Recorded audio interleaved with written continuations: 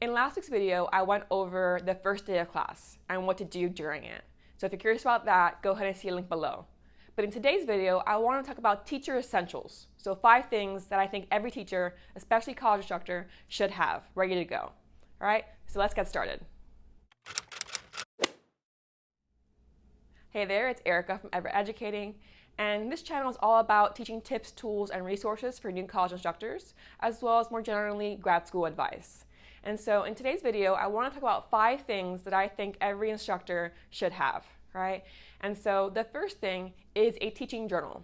And so I talk about this a lot on my blog, and I actually have one whole blog post about this topic, so I'll link that below.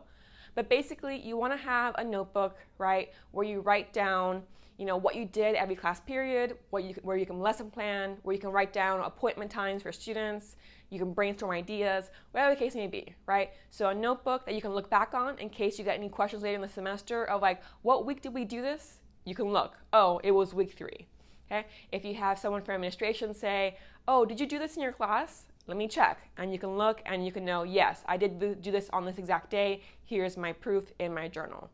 So I do recommend having a journal to keep yourself organized. It can be obviously a paper one, which is what I use, but you can also use digital ones as well. It's up to you to decide that.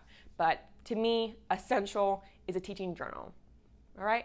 So you can decide if you want one with blank pages, line, dot, grid, depending on how much visual stuff you want to include in your notebook versus just writing down notes that maybe lined is fine. But if you're more visual, then blank or dot grid might be better for you. Okay, so first one, a teaching journal. I have a few suggestion notebooks listed below in the description box. But the second one then, after that, is a comfortable bag to carry with you to campus. So as a woman, maybe purses more so than book bags. But for me, I had a lot of issues with my back because I was carrying so much weight in my bag that was only one-shouldered. And so I actually carried a book bag around for a while. You can find ones that are very professional looking, right? Or just regular book bags that are for college campuses. I don't think students really care, and I didn't in particular. But you want to make sure you have a bag that's not going to cause you back pain, right? That fits everything you carry with you on a usual day, and it's easy to organize. So you're not like lost, like shuffling through the things in the bag, trying to find your dry erase marker, right? So consider what comfortable bag can you use for carrying to campus, all your materials, and then bring it home very easily. And again, I'll have a suggestion or 2 linked below. So my third one, I already mentioned it actually in that second one, is dry erase markers and chalk. Always carry those in your bag because you never know, well, you might know what your room has, right? Maybe it has marker boards, maybe it has chalkboards, or maybe it has both. I've actually been in classroom with both of them.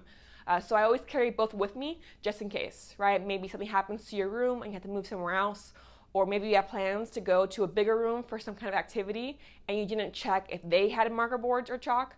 So I always recommend having those with you. You can buy those at a dollar store really cheaply, so you might as well do so, right? And just keep it in your bag at all times. Okay. The fourth one is comfortable shoes. And again, I'm thinking here as a woman, but men of course too should have comfortable shoes. I dress pretty casually as an instructor, but even if you dress very professionally, I still recommend wearing flats, right?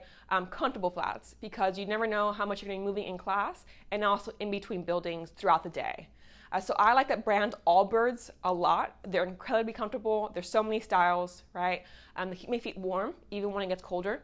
And so that's my go-to brand, but you might have your own personal brand that's more comfortable for you.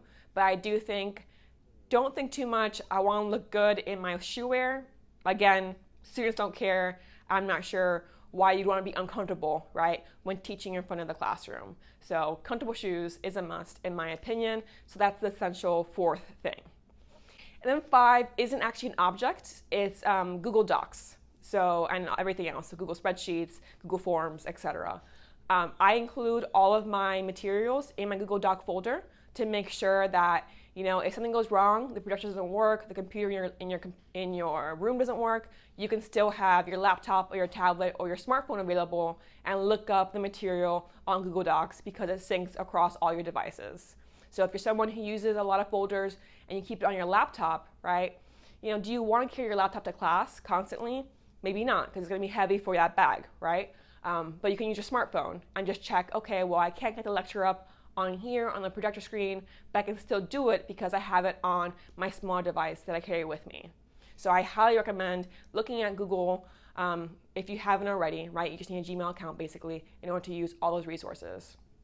So it's a great one. You can easily connect it to your class LMS site, your learning management system site. So for example, you can have, here's a Google Doc that they open up, and then all students can write in it at one time, right? If they have a tablet or a laptop or a cell phone, or you're in a computer lab, okay? So if you're not using it already, I suggest checking it out, okay? So those are my 5 suggestions. First, a journal, a comfortable bag, comfortable shoes, dry erase marker and chalk, and then the Google Docs and spreadsheets, etc. All right, so that's it for this video. I hope you enjoyed it. Again, I'll have links below in case you're curious about what kind of items I recommend using for these. My next video will come up next week on Fridays, so if you want to make sure to see that, go ahead and subscribe below. And if you're going to use any of these essential elements, go ahead and click like as well, so I know that you found these materials helpful. I'll see you next week.